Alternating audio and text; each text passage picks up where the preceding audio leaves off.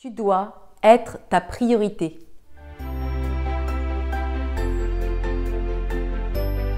Bonjour et bienvenue dans cette nouvelle vidéo destinée à améliorer ta vie de femme, la transcender et accéder au meilleur. J'observais la dernière fois le jeu de deux petits-enfants, un petit garçon et une petite fille.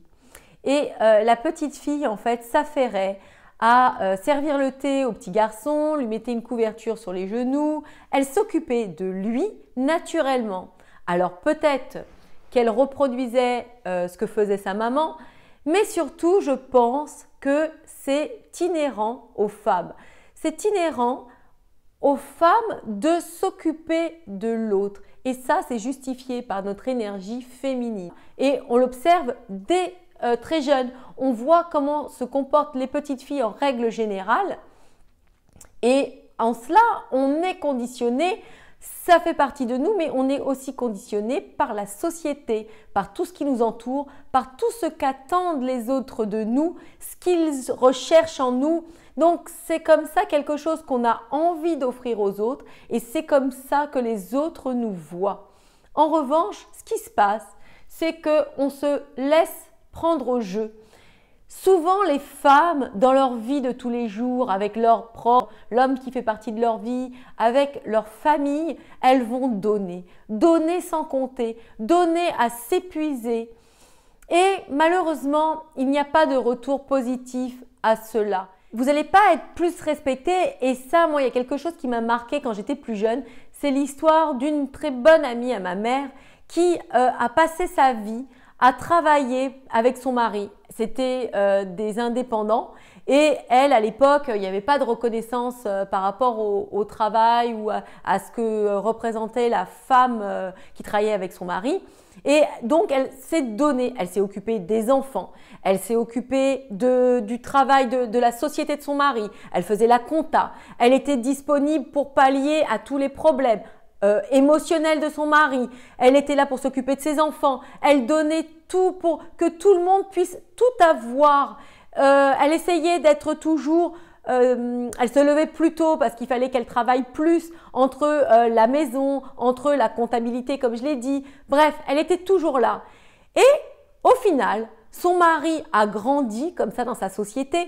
Il s'est senti beaucoup plus à l'aise, sa société marchait bien. Et au bout d'un certain temps, eh bien, à 65 ans, il a décidé comme ça de partir vivre sa vie avec une autre femme. Qu'est-ce qui s'est passé? C'est qu'elle s'est retrouvée seule. Toutes les choses étaient faites au nom de son mari. Et elle n'avait plus rien. Alors bien sûr, c'était pas un ingrat dans le sens où il l'a quand même protégée, il lui a laissé des choses pour vivre. Mais tout ce qu'elle avait construit avec son mari est parti en bénéfice vers lui. Et elle, ce qu'elle a récupéré, ce sont des miettes. Tout ce qu'elle avait donné, c'était vain, puisqu'il ne l'a pas plus respecté, il n'a pas eu de compassion, il ne s'est pas dit bah, « tiens, c'est ma femme qui a été présente avec moi tout au long de ces années ». Non. Donc, ce qu'il faut bien penser, c'est qu'il faut absolument prendre soin de soi, être notre priorité. Et en l'occurrence, lorsque l'on arrive à grandir, à s'occuper de soi en premier, on est respecté comme ça par les autres et l'amour qui grandit en soi, on peut l'offrir aux autres. C'est lorsque notre coupe est pleine que on va comme ça pouvoir déverser le surplus sur toutes les personnes qui nous entourent. Alors certaines femmes feront tout l'inverse, conscientes du problème, elles en verront tout balader et ne penseront qu'à elles, fonctionneront en égoïstes purs et simples. Elles vont conscientiser leur vie, uniquement l'axer sur leur réussite personnelle, mais au final, elles se sentiront aussi malheureuses. Elles n'auront pas rempli tout ce qui constitue le besoin émotionnel d'un être humain et d'une femme. Elles se sentiront seules, elles n'auront pas construit leur vie affective.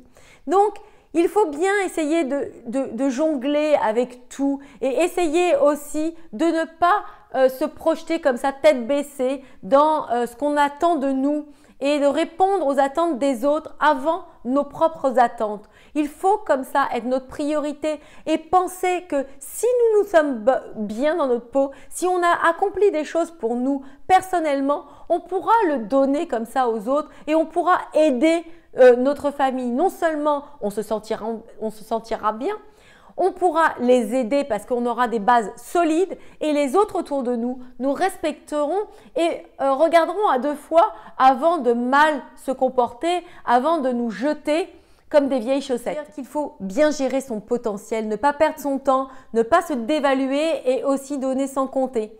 Ce n'est pas de l'égoïsme, c'est surtout le fait de prendre soin de soi pour être mieux dans sa vie et mieux avec les autres. Voilà, je vous dis à bientôt pour une prochaine vidéo, toujours comme d'habitude. N'hésitez pas à partager, à liker et à vous abonner à la chaîne. Je vous dis à bientôt, ciao!